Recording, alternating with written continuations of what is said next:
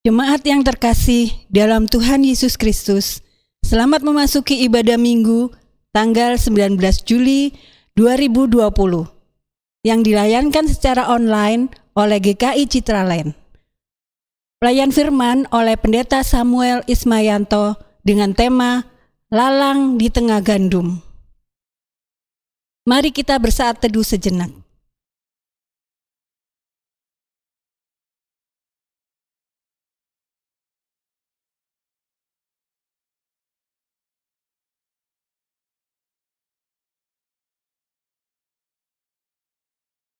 Mari pujilah Tuhan Allahmu yang memberikan kehidupan bagi semua umat-Nya. Pujilah Allah di tempat-Nya yang maha kudus.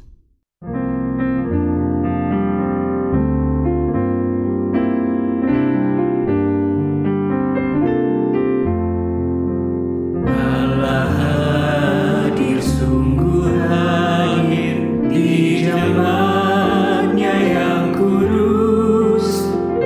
Biar kasih kurnia-Nya menyegarkan kita terus. Dengan Roh Kudus ya Tuhan, umat-Mu berkatilah. Baharui hati kami, oh curahkan kurnia.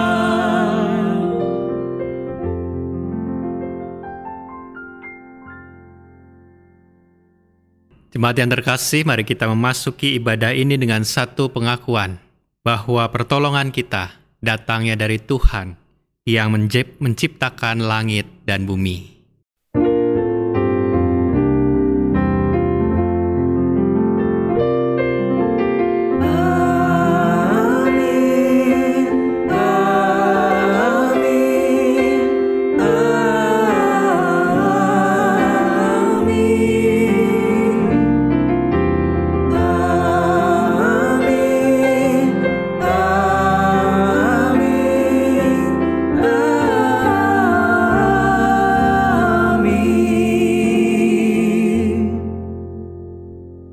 Damai Kristus besertamu.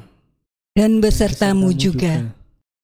Jemaat yang terkasih, kehidupan yang kita jalani merupakan sebuah perjuangan untuk tetap ada di dalam kebenaran terang firman Tuhan. Dalam perjuangan ini, Tuhan selalu hadir dan rancangannya pasti membawa pada damai sejahtera. Perjuangan ini bisa kita lewati dengan penyertaan Tuhan. Dan mari rasakan arti kehadirannya.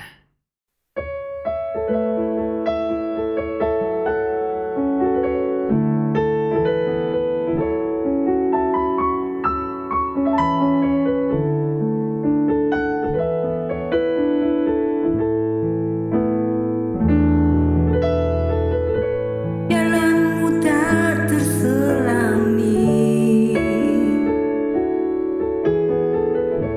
oleh setiap hati kami.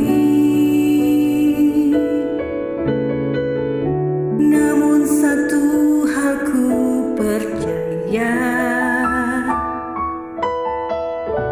ada rencana yang indah. Tiada terduga kasih-Mu, heran dan besar bagiku. Arti kehadiran-Mu selalu nyata di dalam hidupku. Penyertaan-Mu sempurna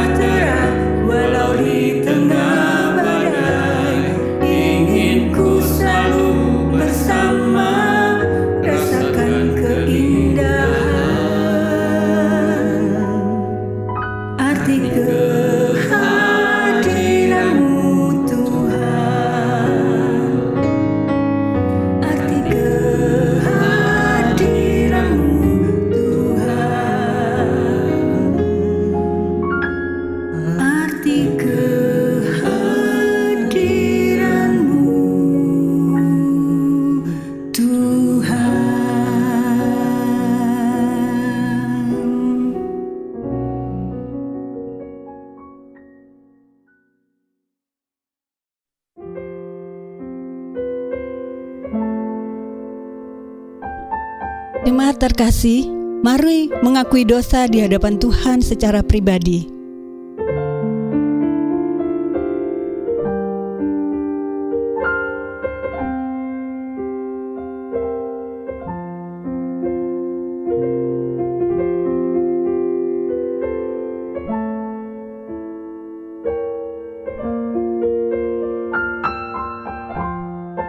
Tuhan Yesus yang terkasih, inilah pengakuan dosa kami. Tiada yang tersembunyi bagimu. Kami memohon pengampunan-Mu. Pulihkanlah hidup kami. Di dalam Tuhan Yesus penebus kami yang hidup. Amin.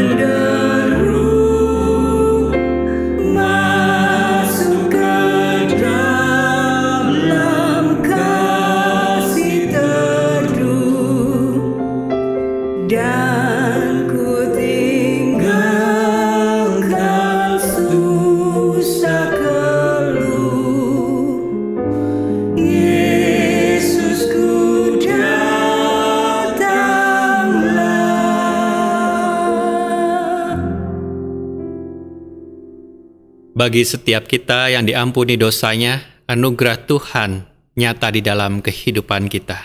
Demikian sabdanya tertulis dalam surat kepada jemaat di Roma pasal yang ke-6 ayat yang ke-13.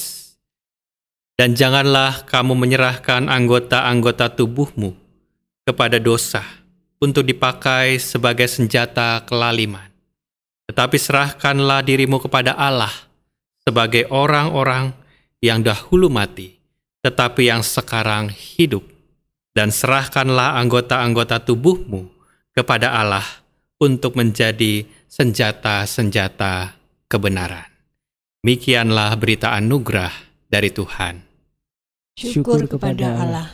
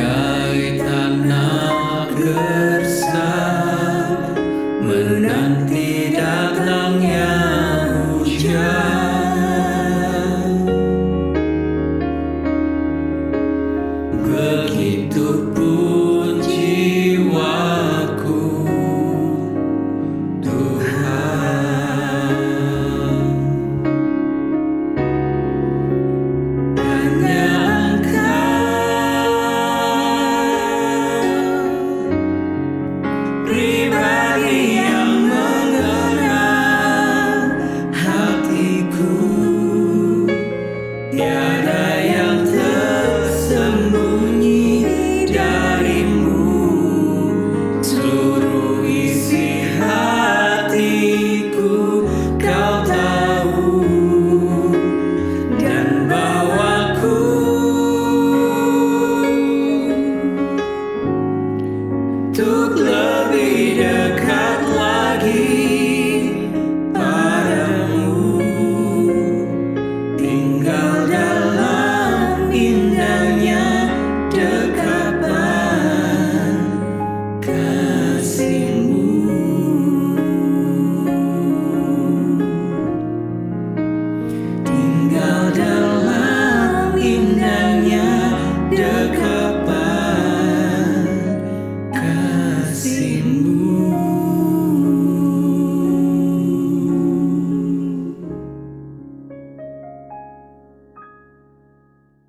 Mari berdoa. Tuhan, kami meyakini Engkau penabur yang baik, sehingga kami boleh menerima firman itu dan membuka hati pikiran kami. Dan kami bertumbuh di dalam firman itu, semakin mengenal dan mengerti apa yang Tuhan sabdakan bagi kami.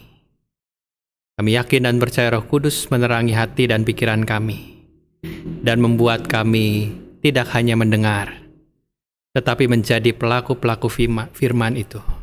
Dan kami boleh tumbuh subur di dalam kebenaran firman Tuhan. Inilah doa dan permohonan kami, hanya di dalam nama Tuhan kami, Yesus Kristus. Amin. Injil Matius pasal ke-13 ayat ke-36 hingga ayat ke-43.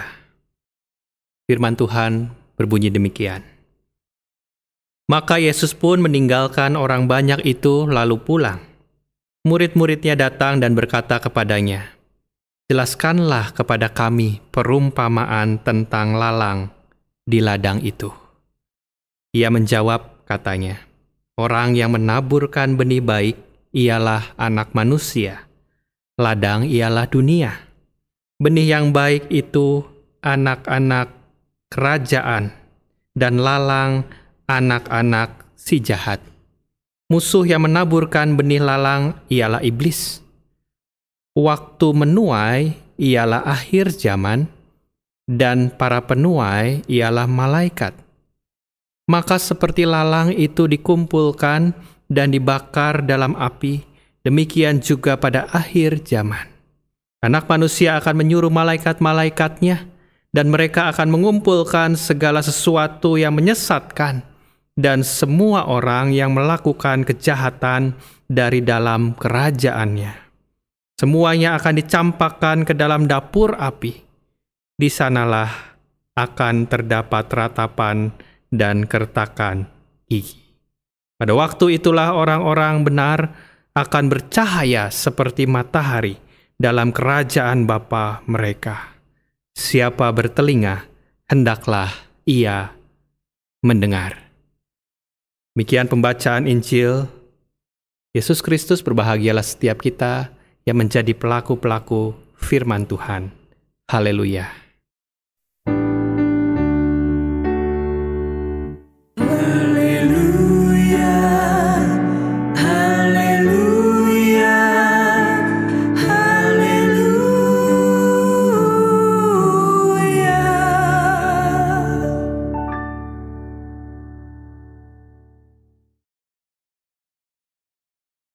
Jemaat yang terkasih, hari ini kita mau belajar dari apa yang kita baca tadi, bagaimana respon yang benar terhadap firman Tuhan. Dalam keseluruhan perikop, kalau kita bisa baca, digambarkan ada orang yang menabur benih gandum, lalang, dan menabur biji sesawi. Di situ juga bicara soal bagaimana kita sebagai benih yang baik dapat bertumbuh di dunia yang fana ini, di mana kita sebagai benih gandum dari penabur yang baik juga. Bagaimana hidup berdampingan dengan lalang yang dikatakan berasal dari si jahat. Dan bukankah menjadi relevan dengan konteks saat ini di mana kita diminta hidup berdampingan di tengah pandemi? Lalu bagaimana sikap kita? Nah, latar belakang serupa pada saat itu di pasal sebelumnya, kalau kita baca secara keseluruhan, Yesus sedang berkhotbah, menyampaikan firman, menabur benih baik di sebuah rumah hingga rumah itu penuh sesak, saking banyaknya orang yang ingin mendengarkan khotbahnya. Jadi orang yang berdatangan ingin mendengar khotbah Yesus, makin lama tambah banyak jumlahnya, Bahkan diceritakan sampai ibu Yesus pun tidak bisa menjumpai dia. Dan jelas banyak orang di luar rumah yang akhirnya tidak bisa mendengarkan Yesus berkhotbah pada saat itu. Akhirnya di pasal 13 di ayat yang pertama diceritakan dia berpindah dari rumah keluar, yaitu ke tepi danau. Itulah yang membuat Yesus keluar karena saking penuh sesaknya, keluar ke tempat strategis yang luas, yaitu tepi danau, di mana danau ada angin yang cukup baik juga, sehingga angin itu membawa suara Yesus pada kerumunan banyak orang, sehingga banyak orang lebih bisa mendengarkan. Toh pada saat itu tidak perlu mikrofon karena sudah terdengar alami, dibandingkan di rumah yang penuh sesak, tidak semua orang bisa mendengarkan. Apa yang mau dikatakan dari konteks yang terjadi dan kondisi pada saat itu? Ini menunjukkan betapa antusiasnya orang-orang pada saat itu terhadap khotbah yang disampaikan Yesus. Tapi pertanyaan menarik dari konteks yang ada, dari banyaknya orang-orang yang mengikut dan ingin mendengar khotbah Yesus, apakah mereka bisa mendengar dengan baik, dengan benar? Ada banyak orang yang menunjukkan minat terhadap firman Tuhan, tetapi apakah juga sejalan dengan mereka mampu menerima firman itu dengan benar? Pada kenyataannya, ada banyak orang yang mengagumi isi khotbah dari pengkhotbah ini, pengkhotbah itu. Ada banyak juga orang yang tahu betul, faham betul, hafal betul banyak isi Alkitab, ayat-ayat ini, ayat-ayat itu. Tapi jadi penting apakah hidupnya mampu melakukan seturut dengan apa yang difirmankan, seturut dengan pengetahuannya tentang ayat-ayat tentang firman Tuhan itu. Nah, perumpamaan yang Yesus sampaikan di sini menekankan bagaimana kita menerima atau menangkap firman itu. Terbukti dari perumpamaan tadi, dari apa yang kita baca mulai ayat ke-36, murid-murid tidak mengerti. Dan sehingga mereka perlu bertanya kembali kepada Yesus tentang apa arti perumpamaan yang Yesus sampaikan pada saat itu. Maka Yesus menjelaskan, di ayat 37 ia menjawab, orang yang menabur benih baik adalah anak manusia, ladang ialah dunia, benih yang baik itu anak-anak kerajaan, dan lalang anak-anak dari si jahat. Dan yang penting di ayat yang ke-43, disitulah penekanannya. Disitulah kunci bagaimana respon terhadap firman, yaitu ada di pendengaran. Sebagaimana mereka antusias ingin mendengar khotbah Yesus pada saat itu, walaupun sama-sama mendengar firman yang sama, namun responnya bisa berbeda-beda. Walaupun sama-sama antusias mendengar, diberitakan dari lahan yang sama, namun outputnya bisa berbeda-beda. Ada yang tumbuh jadi lalang, ada yang tumbuh jadi gandum. Dan disitulah Yesus menekankan pentingnya. Ayat 34 bagian B, Yesus menjelaskan, siapa bertelinga, hendaklah ia mendengar. Siapa bertelinga, hendaklah ia mendengar. Firman Tuhan menjadi relevan bagi kehidupan kita, bahwa apakah di dalam kehidupan kita, kita sudah betul-betul peka mendengarkan suara Tuhan. Mungkin dia berbicara melalui keluh kesah orang sekitar kita. Dan sangat mungkin dia menyampaikan pesan melalui jeritan-jeritan dan pergumulan orang-orang sekitar kita. Dan Yesus mau kita tidak hanya mendengar tetapi menjadi pelaku firman. Firman itu tumbuh subur dan pada akhirnya nanti dapat menghasilkan sesuatu yang baik. Pada akhirnya nanti malaikat-malaikat Tuhan akan mengumpulkan dan memanennya sesuatu yang baik itu. Bagaimana kehidupan kita menangkap, mendengar, dan menjadi pelaku firman? Apakah kita sudah menjadi pendengar-pendengar yang baik? Nah, Bapak, Ibu, dan saudara sekalian, izinkan saya mengambil contoh yang tidak jauh-jauh tetapi dari kisah Alkitab. Saya teringat dari kisah Ayub, bagaimana dia pernah mengeluh kepada teman-temannya yang menghibur dia seolah-olah mendengar, seolah-olah berbelasungkawa dengan penderitaan Ayub, tetapi ternyata tidak begitu dengan apa yang dirasakan oleh Ayub.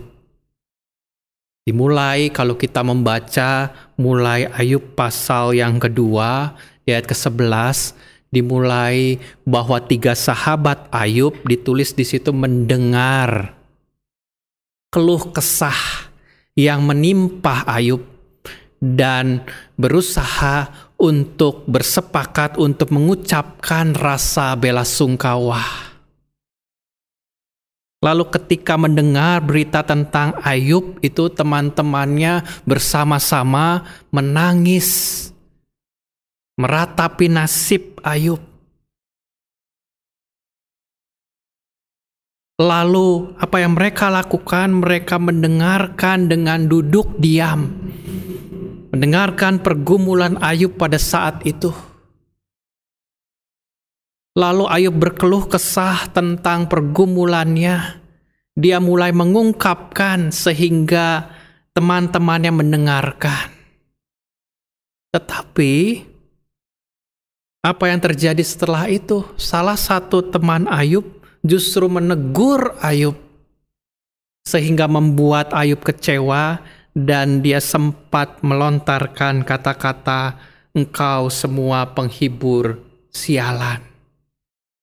Dan di Ayub pasal yang ke-31 ayat ke-35 dikatakan, Ayub mengatakan, sekiranya ada yang mendengarkan aku.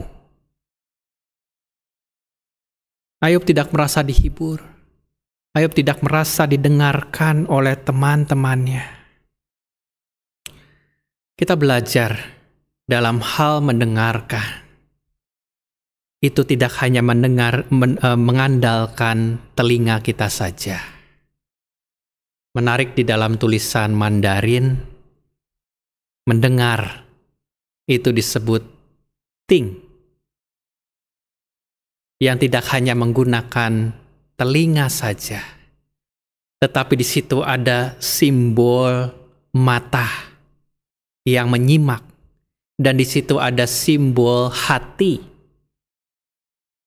yang mendengarkan dengan penuh perasaan, dengan penuh perhatian. Bukan hanya menyediakan telinga untuk mendengar, to hear, tetapi juga menyediakan mata, menyediakan telinga, dan menyediakan hati yang bersih, yang tulus untuk menyimak, to listen, mendengarkan dengan penuh perhatian. Dan sudahkah kita sungguh-sungguh mendengarkan pergumulan-pergumulan, mendengarkan suara Tuhan lewat pergumulan-pergumulan orang-orang sekitar kita? Dalam konteks hidup berdampingan di masa pandemi ini, kita belajar untuk berhikmat. Mulai dari mendengarkan pemberitaan-pemberitaan yang kita dengar. Juga dengan penuh perhatian, peka juga mendengarkan kebutuhan orang lain. Bukan hanya mendengarkan menggunakan telinga kita, tetapi dengan perhatian penuh, dengan mata kita, tetapi juga dengan hati kita yang menyimak kebutuhan orang lain. Jangan sampai ada teman-teman Ayub yang lain. Jangan sampai juga Tuhan berkata seperti Ayub berkata, sekiranya engkau mendengarkan aku. Jadilah benih yang tumbuh subur di tanah yang baik, karena Allah Bapa sendiri yang memeliharanya. Itu berarti jadilah pendengar-pendengar yang peka terhadap pergumulan, yang mendengarkan suara Tuhan melalui orang-orang yang butuh didengar, butuh pertolongan, orang-orang yang membutuhkan uluran tangan kita di masa-masa saat ini. Amin.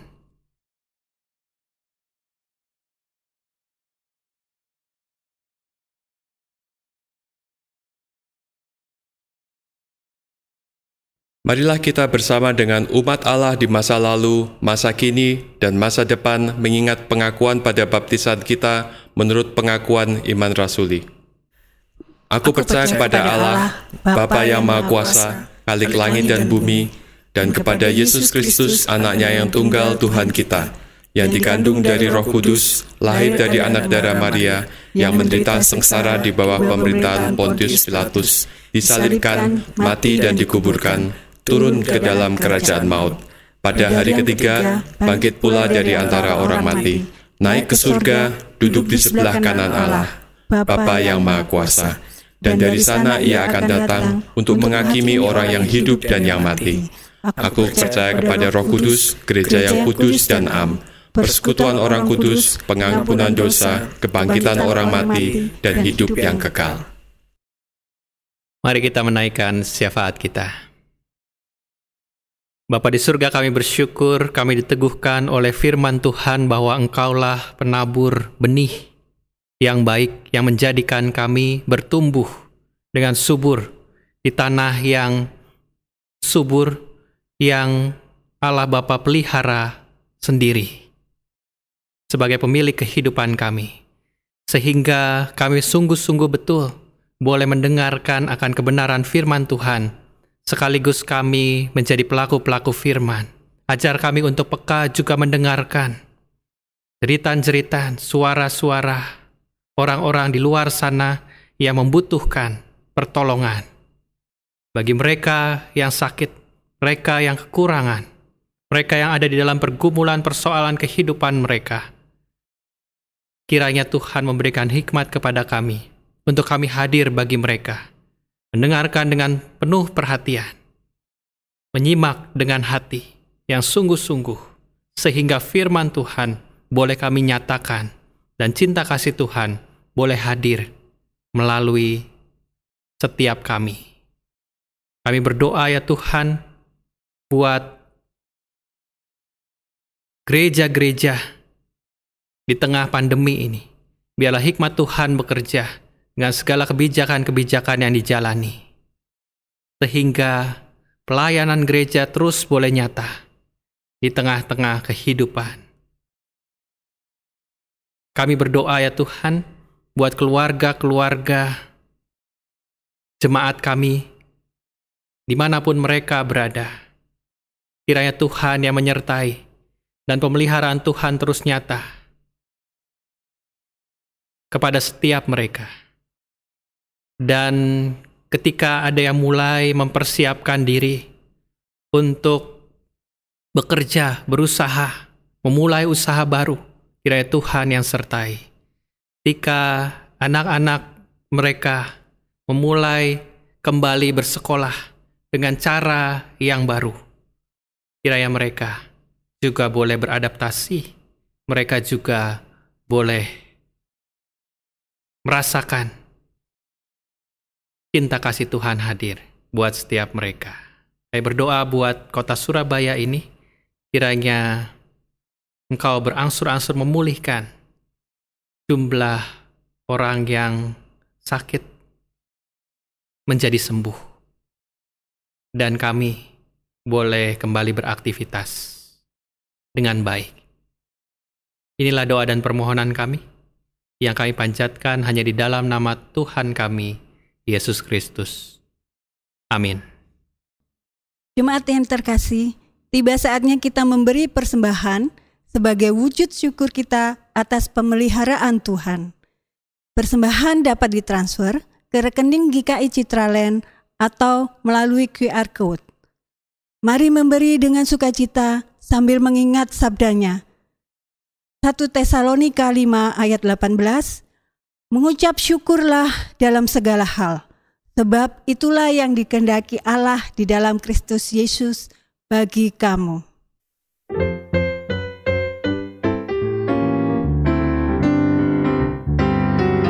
Bila topan keras melanda hidupmu, bila putus asa dan letih lesu, berkat Tuhan satu-satu itulah, kau niscaya kagum oleh kasih-Nya. Berkat Tuhan mari itulah, kau kan kagum oleh kasih-Nya. Berkat Tuhan mari itulah, kau niscaya kagum oleh kasih-Nya.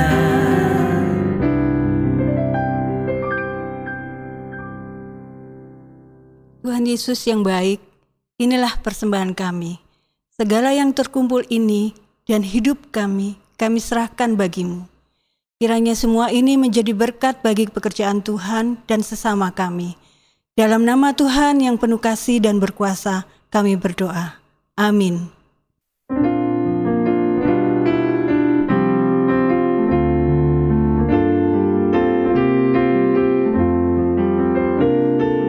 Lawanlah godaan, selalu bertekun.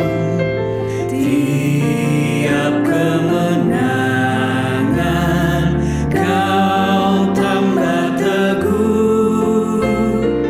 Nafsu kejahatan harus kau tentang.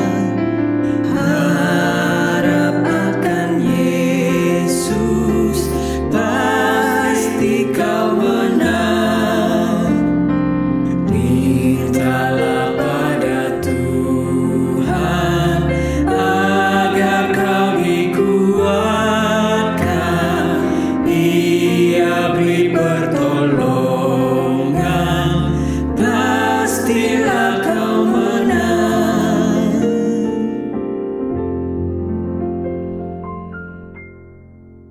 Kini arahkanlah hatimu kepada Tuhan. Kami mengarahkan hati kami kepada Tuhan.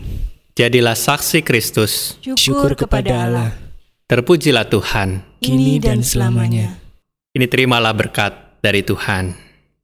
Tuhan memberkati engkau dan melindungi engkau. Tuhan menyinari engkau dengan wajah-Nya dan memberi engkau kasih karunia.